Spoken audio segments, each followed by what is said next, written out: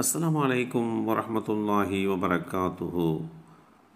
மனிதர்களுக்கு மகிழ்ச்சி அளிக்கும் விஷயங்கள். சஅத் பின் அபி வக்காஸ் ரலியல்லாஹு அன்ஹு அவர்கள் அறிவித்தார்கள், அல்லாஹுடைய தூதர் ஸல்லல்லாஹு அலைஹி வஸல்லம் அவர்கள் கூறினார்கள், 4 விஷயங்கள் மனிதனுக்கு மகிழ்ச்சியை தரும். 1, நல்ல மனைவி. 2வது, விசாலமான வீடு. 3வதாக நல்ல பக்கத்து வீட்டுக்காரர். 4வதாக நல்ல வாகனம். இந்த செய்தி ஸஹீஹ் இப்னு ஹிப்பான் என்ற நூலிலே 4032 என்ற எண்ணிலே பதிவு செய்யப்பட்டிருக்கிறது. ஒரு மனிதனின் மகிழ்ச்சியான வாழ்க்கைக்காக படைக்கப்பட்ட உறவே மனைவி என்கின்ற உறவுதான். இன்னும் நீங்கள் அவர்களிடம் நிம்மதி பெறுவதற்குரிய உங்கள் மனைவியரை உங்களிலிருந்து படைத்திருப்பது, உங்களிலிருந்தே உங்களுக்காக அவன் படைத்திருப்பதும் அல்லாஹுடைய அத்தாட்சிகளில் உள்ளதுதான். உங்களிடையே பிரியத்தையும் உவப்பையும் கிருபையையும் உண்டாக்கியிருப்பது அவனுடைய அத்தாட்சிகளில் உள்ளவையாகும். சிந்தித்து உணரக்கூடிய சமூகத்திற்கு நிச்சயமாக இதிலே நல்ல பல அத்தாட்சிகள் இருக்கின்றன. அல் குர்ஆன் அத்தியாயம் 30 வசனம் 21 இந்த செய்தி தெளிவுபடுத்தப்பட்டிருக்கிறது. ஒருவருக்கு அமையக்கூடிய மனைவி அவர் நிம்மதி வருகின்ற வகையிலே தன்னுடைய நடவடிக்கைகளை அமைத்து கொள்ள வேண்டும். அப்படி அமைத்து கொள்கின்ற போது அவர் மனைவியிடத்திலிருந்து நிம்மதியையும் சந்தோஷத்தையும் பெற்றுக்கொள்ள முடியும். விசாலமான வீடு என்று அல்லாஹுடைய தூதர் ஸல்லல்லாஹு அலைஹி வஸல்லம் அவர்கள் குறிப்பிட்டிருக்கிறார்கள். குர்ஆனிலே உங்கள் வீடுகளை அல்லாஹ் உங்களுக்கு நிம்மதி தருவதாக அமைத்தான் என்று குறிப்பிடுகின்ற இந்த செய்தி அல் குர்ஆன்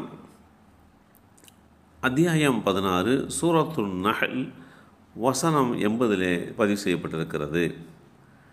இதை அடிப்படையாக வைத்து அல்லாஹு தாலா அங்க தூய்மை செய்து முடித்ததற்கு பின்பாக அங்க தூய்மையினுடைய இடையே சில பிரார்த்தனைகளை பிரார்த்தித்திருக்கிறார்கள். வாழ்வாதாரத்தில் அபிவிருத்தியை கேட்பதற்கு முன்னால் இல்லத்தில், அதாவது வீட்டில் விசாலத்தை பற்றி அல்லாஹுடைய தூதர் ஸல்லல்லாஹு அலைஹி வஸல்லம் அவர்கள் கேட்டு பிரார்த்தித்திருக்கிறார்கள். யா அல்லாஹ், என் பாவத்தை மன்னித்து விடுவாயாக, என் வீட்டை விசாலமாக்குவாயாக, என் வாழ்வாதாரத்தில் அபிவிருத்தி செய்வாயாக என்று பிரார்த்தித்த அந்த செய்தி நசாயி என்ற நூலின் சுனனுல் குப்ரா என்கின்ற அந்த பகுதியிலே 9908 என்ற எண்ணிலே பதிவு செய்யப்பட்டிருக்கிறது. அடுத்து, நல்ல அண்டை வீட்டார் அமைவது மனிதர்களுக்கு மகிழ்ச்சியை கொடுக்கும். அபூ ராஃபியா ரலியல்லாஹு அன்ஹு அவர்கள் அறிவித்தார்கள், சஅத் பின் அபி வக்காஸ் ரலியல்லாஹு அன்ஹு அவர்கள் என்னிடத்திலே என்னுடைய வீட்டை 400 பொற்காசுகளுக்கு விலைக்கு கேட்டார்கள்.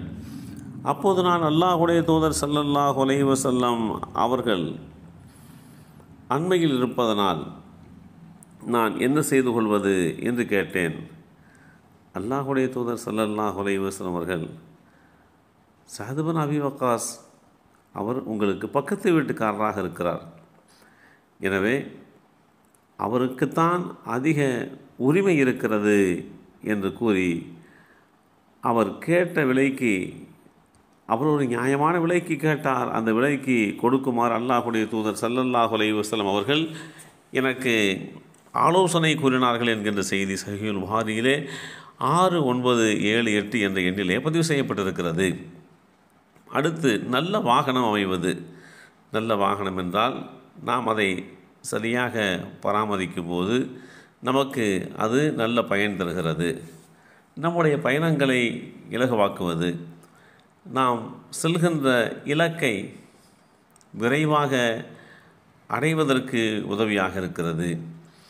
அதே தீய வாகனம் என்று சொன்னால் மேற்கூறிய அம்சங்களுக்கு நேர் எதிராக அமைவதாகும்.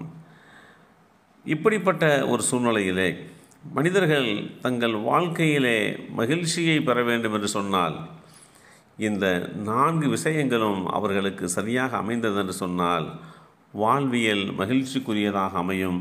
எல்லாம் வல்ல அல்லாஹ் அப்படிப்பட்ட பாக்கியத்தை நமக்கும் நம் சந்ததிகளுக்கும் வழங்கி அருள் புரிவானாக. அஸ்ஸலாமு அலைக்கும் வரஹ்மத்துல்லாஹி வபரகாத்துஹு.